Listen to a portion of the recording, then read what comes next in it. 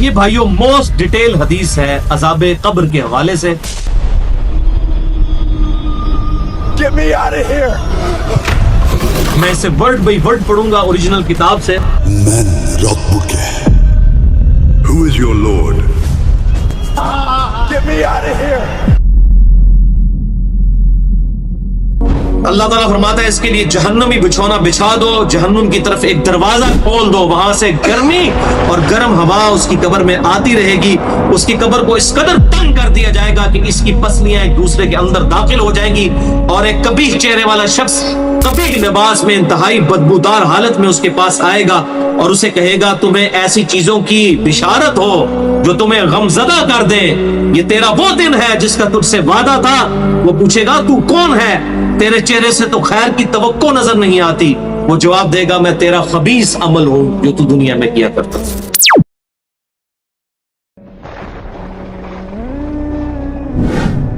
بندہ مومن جب دنیا سے رابطہ توڑ کر آخرت کی طرف متوجہ ہوتا ہے, یعنی جب اس کی موت کا وقت آتا ہے, تو سورج کی طرح چمکتے دمکتے سفید چہروں والے فرشتے جنتی خوشبودار جنتی کفن لے کر اس کے پاس آتے ہیں, حتیٰ کہ وہ حد نظر تک اس کے سامنے بیٹھ جاتے ہیں. پھر ملک الموت تشریف لاتے ہیں حتیٰ کہ وہ اس کے سر کے پاس بیٹھ جاتے ہیں. اچھا, قرآن میں ملک الموت کا نام آیا ہے سورہ سجدہ کے اندر, احادیث کے اندر بھی. البتہ تورات میں اس کا نام اسرائیل بھی آیا ہے, اور ہمارے اہل سنت کے جو اولین مفسرین ہیں امام طبری رحمہ اللہ المتوفى 310 ہجری, انہوں نے بھی یہ ورڈ استعمال کیا ہے. لہٰذا موت کے فرشتے کو اسرائیل کہنا بھی جائز ہے ہمارے سلف کے ہاں, کیونکہ آج کل بعض لوگ کہتے ہیں اسرائیل نہیں ملک الموت ہی کہنا چاہیے. اسرائیل کا لفظ بھی ثابت ہے. پھر ملک الموت تشریف لاتے ہیں حتیٰ کہ وہ اس کے سر کے پاس بیٹھ کر کہتے ہیں پاکیزہ روح, اللہ کی مغفرت اور اس کی رضامندی کی طرف چل. وہ روح ایسے نکلتی ہے جیسے مشکیزے سے پانی کا قطرہ, بالکل غیر محسوس طریقے سے اس کی روح نکال لی جاتی. اور جب ملک الموت اس کی روح نکالتے ہیں تو باقی فرشتے اسے آنکھ جھپکنے کے برابر بھی ملک الموت کے پاس نہیں رہنے دیتے, بلکہ اسے فوراً اس کے کفن اور اس خوشبو میں لپیٹ دیتے ہیں جو جنت سے لائی ہوتی. پھر اس کی روح کو لے کر بلند ہوتے ہیں, اور فرشتوں کی جس جماعت کے پاس سے وہ گزرتے ہیں تو فرشتے پوچھتے ہیں کہ یہ کیسی خوشبو ہے, تو وہ اس کے دنیا کے ناموں میں سے بہترین نام لے کر بتاتے ہیں کہ یہ فلاں بن فلاں کی روح ہے, حتیٰ کہ وہ اسے آسمان دنیا تک لے پہنچتے ہیں اور اس کے لیے دروازے کھولنے کی اجازت طلب کرتے ہیں. تو جنت کے جو آسمانوں کے دروازے ہیں اس کے لیے کھول دیے جاتے ہیں. پھر ہر آسمان کے مقرب فرشتے اگلے آسمان تک اسے پروٹوکول دیتے ہوئے اس روح کے ساتھ جاتے ہیں, حتیٰ کہ اسے 7ویں آسمان تک پہنچا دیا جاتا ہے. تو اللہ تعالیٰ فرماتا ہے میرے بندے کا نامہ اعمال علیین میں لکھ دو, جو سورۃ المطففین میں آیا ہے. علیین اور سجین یہ دو مقامات ہیں. ایمان والوں کی روحیں جو ہے علیین میں ان کا نامہ اعمال لکھا جاتا ہے, اور جو منافقین ہیں مجرم ہیں سجین میں لکھا جاتا ہے. سورۃ المطففین سورت نمبر 83 ہے, پارہ نمبر 30 کے اندر. اور اسے واپس دنیا کی طرف لے جاؤ کیونکہ میں نے انہیں اسی دنیا سے پیدا کیا اور اسی میں انہیں لوٹاؤں گا, اور پھر دوبارہ اسی سے نکالوں گا. پھر اس کی روح اس کے جسم کی طرف لوٹا دی جاتی ہے, لیکن یہ لوٹنا دنیا کا سا لوٹنا نہیں ہوگا. یعنی وہ لوٹنے کے بعد یہ نہیں ہے کہ مردہ قبر میں کوئی بیٹھ جائے گا ہمیں نظر آئے گا. یہ سب کچھ برزخی معاملات ہوں گے جو میں نے پچھلی دفعہ ڈسکس کیے تھے سورہ فاطر کی آیت نمبر 42 کے تحت, کہ نیند کی حالت میں بھی انسان کی روح قبض ہوتی ہے, لیکن اس کو چٹکی کاٹے تو وہ جاگ اٹھتا ہے. روح کا تعلق بھی رہتا ہے اس حالت میں بالکل اس طریقے سے. یہ ایک ڈیفرنٹ لائف ہے, برزخی لائف. پھر 2 فرشتے اس کے پاس آتے ہیں, یعنی اس کی قبر میں, اسے بٹھا کر پوچھتے ہیں. اب یہ وہ 4 سوال یہاں پر آ رہے ہیں اس ڈیٹیل حدیث میں. پہلا سوال کرتے ہیں تیرا رب کون ہے, من ربک. وہ کہتا ہے ربی اللہ, میرا رب اللہ ہے. دوسرا سوال پوچھتے ہیں تیرا دین کیا ہے, ما دینوں کا, تیرا دین کیا, تو وہ کہتا ہے میرا دین اسلام ہے. پھر پوچھتے ہیں کہ وہ آدمی جو تم میں مبعوث کیے گئے وہ کون ہے. یہاں پر وہ ڈیٹیل آئی, الذی بعث فیکم, وہ شخص جو تم میں مبعوث کیا گیا تھا وہ کون تھا. تو یہ جو کہتے ہیں نا قبر میں آپ صلی اللہ علیہ وسلم آ جاتے ہیں، تو یہ کسی حدیث میں بھی نہیں ہے. اس میں ڈیٹیل آ گئی کہ اس سے پوچھا جاتا ہے جو شخص تم میں پیغمبر بنا کر بھیجا گیا وہ کون تھا؟ تو وہ کہتا ہے ہوا محمد رسول اللہ، وہ اللہ کے رسول محمد صلی اللہ علیہ وسلم.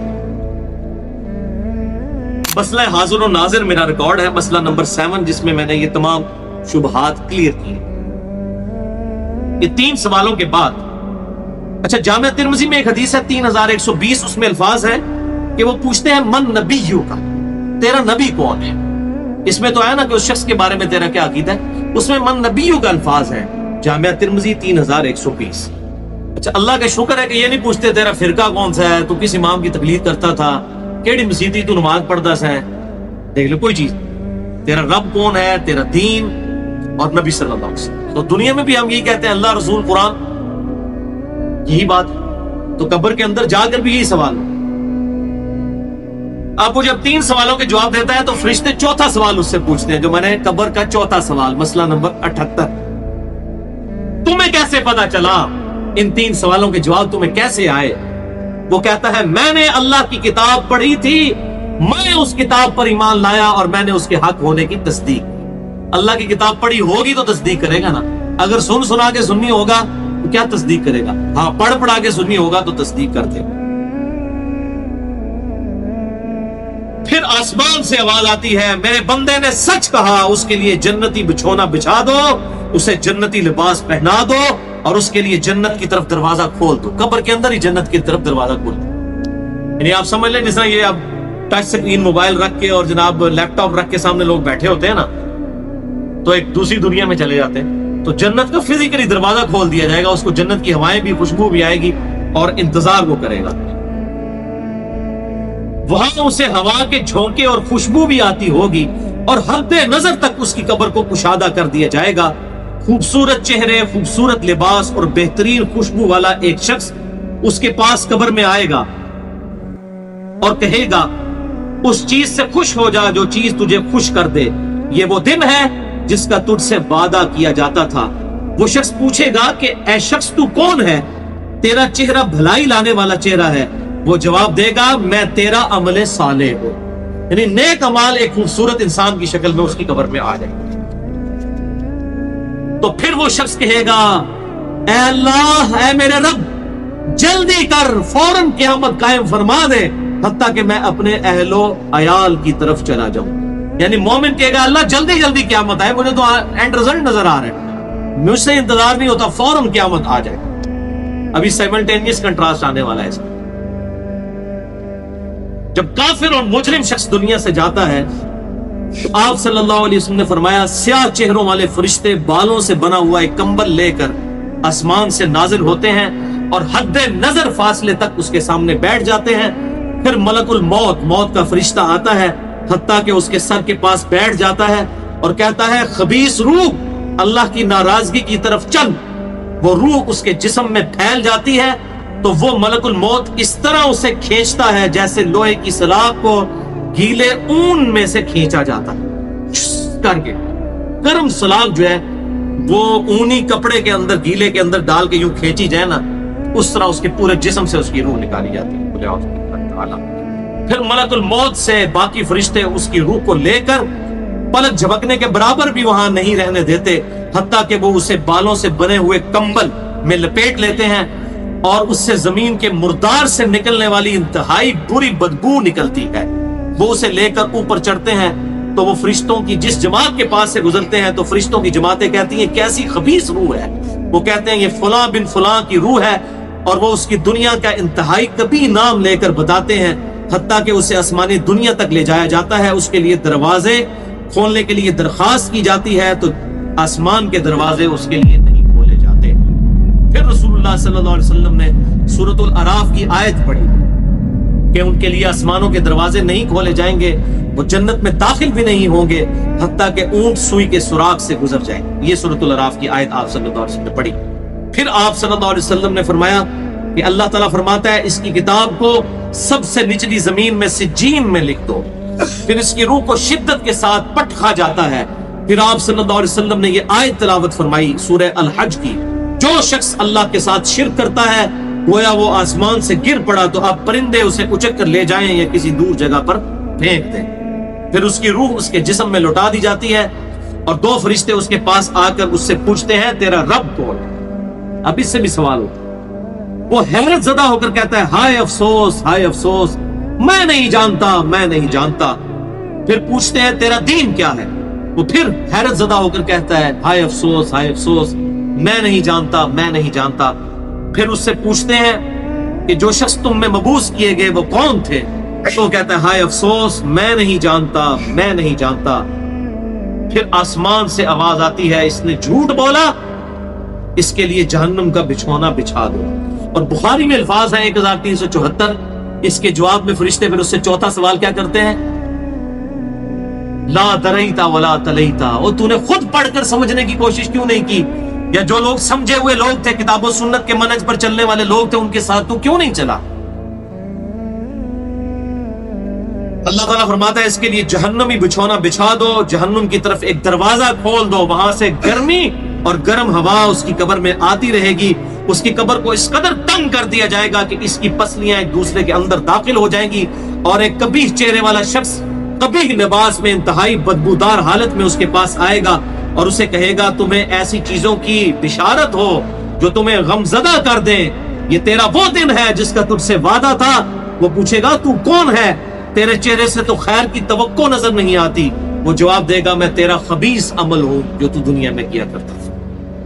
بات عمل کے ساتھ ہی ہے، صرف کلمہ پڑھنا کافی نہیں ہے، عمل. پھر وہ کہتا ہے میرے رب قیامت قائم نہ کرنا، اے میرے رب قیامت قائم نہ کرنا. مومن کیا کہتا ہے؟ قیامت قائم کر رہے اللہ. اب یہ وہ حدیث ہے وہ جس اس آیت کو حل کرتی ہے جو پچھلی دفعہ ایک بھائی نے سوال بھی کیا تھا. سورہ یاسین کی آیت نمبر ہے 52. قالوا یا ویلنا من بعثنا من مرقدنا، یعنی جب قبروں سے نکالا جائے گا مجرموں کو وہ کہیں گے ہائے افسوس، ہمیں کس نے ہماری قبروں سے باہر نکالا. تو اللہ تعالیٰ کیا فرمائے گا؟ ھذا ما وعد الرحمن وصدق المرسلون، یہی ہے وہ جس کا وعدہ رحمان نے کیا تھا اور رسولوں نے سچا کہا تھا. تو کہتے ہیں جی منکرین عذاب قبر کہتے ہیں جی وہ انسان کو کہتے ہیں ہماری قبروں سے کس نے اٹھا لیا، تو اس پہ عذاب تو نہیں ہوتا؟ عذاب تو ہو رہا ہے. آپ دیکھیں اس وہ حدیث میں کیا کہہ رہا ہے اللہ قیامت قائم نہ کرنا، یعنی یہ عذاب تو آیا، قیامت آئی تو پھر بڑا عذاب بھی مجھ پر آئے گا. تو اسی لیے وہ حیرت زدہ ہوگا قیامت والے دن، کیا میرے اوپر اگلی مصیبت آ گئی، عذاب کی چوتھی اور فائنل قسط بھی میرے پر آنے والی. والعیاذ باللہ تعالی اللہم اجرنا من النار. 11ویں حدیث سنن نسائی میں 1834، مشکات میں 1629. ابو ہریرہ رضی اللہ تعالیٰ عنہ کہتے ہیں آپ صلی اللہ علیہ وسلم نے فرمایا جب مؤمن شخص کی موت کا وقت آتا ہے تو رحمت کے فرشتے سفید ریشم لے کر آتے ہیں اور کہتے ہیں راضی ہونے والی پسندیدہ روح نکل، اللہ کی راحت اور رزق کی طرف چل، رب تجھ پر ناراض نہیں.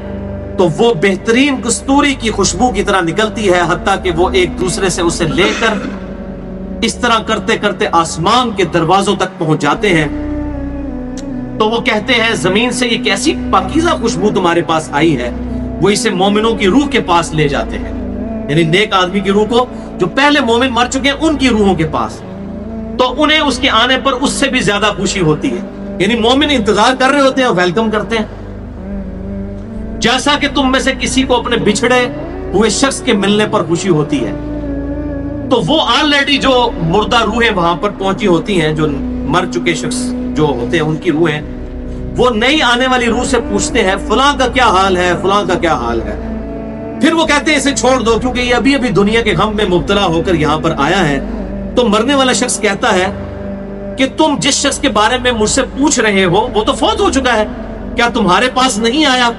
وہ کہتے ہیں اسے تو اس کے ٹھکانے ہاویہ یعنی جہنم میں پہنچا دیا گیا ہے.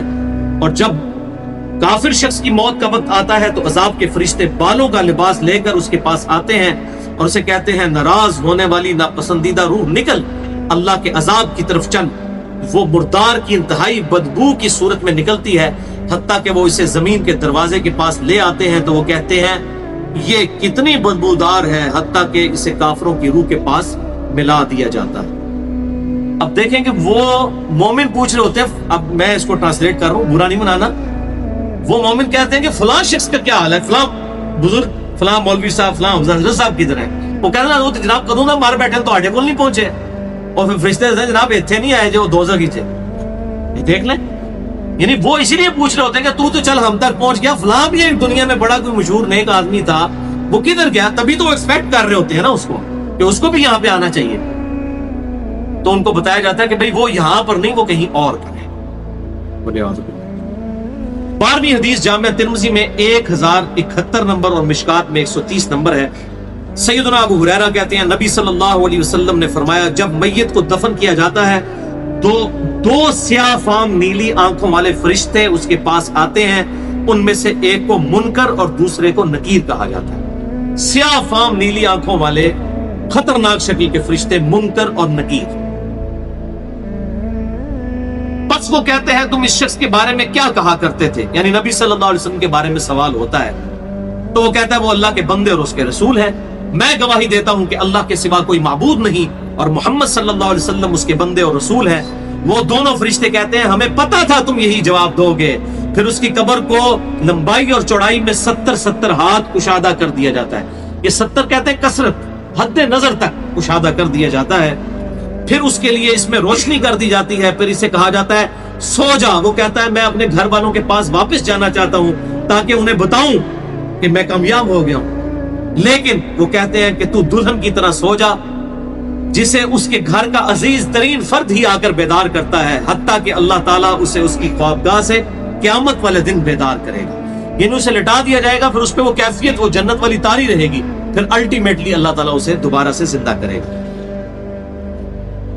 اور اگر وہ منافق ہوا تو وہ کہے گا میں نے لوگوں کو ایک بات کہتے ہوئے سنا تو میں بھی ویسے ہی کہا کرتا تھا، یعنی مجھے نہیں پتا، اللہ کی وہ گواہی نہیں دے سکے گا، رسول اللہ صلی اللہ علیہ وسلم کا اقرار نہیں کر سکے گا، میں کچھ نہیں جانتا. وہ فرشتے کہیں گے ہمیں پتا تھا تم یہی کہو گے. پس زمین سے کہا جاتا ہے اس پر تنگ ہو جا. وہ اس پر تنگ ہو جاتی ہے حتیٰ کہ اس کی ہڈیاں اور پسلیاں ایک طرف کی دوسری طرف آ جاتی ہیں، یوں بولے اعوذ باللہ تعالی. اور اسے مسلسل عذاب ہوتا رہے گا حتیٰ کہ اللہ اسے خوابگاہ سے دوبارہ زندہ کرے گا. یعنی قیامت تک اس پر وہ اس حالت میں عذاب رہے گا، ہمیں نظر نہیں آئے گا. جیسے سویا ہوا شخص ایک ڈراؤنا خواب دیکھتا ہے وہ تکلیف محسوس کرتا ہے، پاس کھڑا شخص نہیں محسوس کر سکتا. اور سنن دارمی میں ایک حدیث ہے صحیح سند کے ساتھ، مشکات میں 134 نمبر ہے کہ آپ صلی اللہ علیہ وسلم نے فرمایا 99 اژدہے اس پر، 99 جو ہے خطرناک ڈینجرس قسم کے سانپ اس پر مسلط کر دیے جاتے ہیں جو قیامت تک اسے ڈستے رہتے ہیں. اور وہ اتنے خطرناک اژدہے ہیں، آپ صلی اللہ علیہ وسلم نے فرمایا کہ اگر ان میں سے کوئی ایک بھی دنیا پر اپنی پھنکار پھینک دے تو دنیا کی زمین کبھی سبزہ نہ ہوگا. ایسا زہر ہے ان کے اندر. قل اعوذ باللہ تعالی اللہم اجرنا من النار، اللہم اجرنا من النار. یہ بھائیو عذاب قبر کیمرے سے نہیں دیکھا جا سکتا، یہ اللہ تعالیٰ نے پردہ رکھا. 13ویں حدیث جامعہ ترمذی میں 2308، سنن ابن ماجہ میں 4267، مشکات میں 132. سیدنا عثمان غنی رضی اللہ تعالیٰ عنہ جب بھی کسی قبر کے پاس سے گزرتے تو اتنا روتے کہ ان کی داڑھی تر ہو جایا کرتی.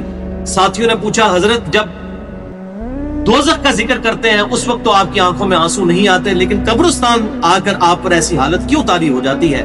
تو سیدنا عثمان نے فرمایا کہ میں نے اپنے محبوب صلی اللہ علیہ وسلم سے سنا کہ بے شک قبر آخرت کی منزلوں میں سے پہلی منزل ہے، جو اس میں بچ گیا اگلی منزلیں اس کے لیے آسان ہوتی چلی جائیں گی، اور جسے یہاں پر مشکل درپیش ہوئی اس کی اگلی منزلیں اس سے بھی مشکل در مشکل ہوتی چلی جائیں گی. پھر آپ صلی اللہ علیہ وسلم نے فرمایا میں نے قبر سے زیادہ سخت اور برا منظر کبھی نہیں دیکھا. تو یہ حضرت عثمان غنی رضی اللہ تعالیٰ عنہ کی وہاں پر یہ حالت ہوتی ہے. اور اس میں کیا الفاظ ہے؟ قبر آخرت کی منزلوں میں سے پہلی منزل ہے. لہذا یہ پرفیکٹ دعا ہے، اللہم ربنا آتنا فی الدنیا حسنہ وفی الآخرۃ حسنہ وقنا عذاب النار. یہ مولویوں نے جو اپنے بیچ میں جو ہے وہ انجینئرنگ کرنے کی کوشش کی ہے، وقنا عذاب القبری، وقنا عذاب الحشری، یہ جو بدعت داخل کی ہے اس کی ضرورت ہی نہیں ہے، کیونکہ عذاب قبر بھی اس میں داخل ہے. اس میں الفاظ آپ نے دیکھ لیے کیا ہے، قبر آخرت کی منزلوں میں سے پہلی منزل. تو وقنا عذاب القبری وقنا عذاب الحشری کہنے کی ضرورت ہی نہیں ہے. ربنا آتنا فی الدنیا حسنہ وفی الآخرۃ حسنۃ وقنا عذاب النار. تو اس سے یہ بھی بات پتہ چل گئی کہ قبرستان جانے کا مقصد ہے آخرت کی یاد، جو صحیح مسلم میں حدیث ہے 2259 کہ قبروں پہ جایا کرو تاکہ آخرت کی یاد آئے. تو سیدنا عثمان بھی دیکھیں قبرستان جا کر وہاں پر آخرت ایجاد کے لیے جایا کرتے تھے. اور یہ حقیقت بات ہے، قبرستان جانے سے ہی انسان کا قبلہ درست ہوتا ہے.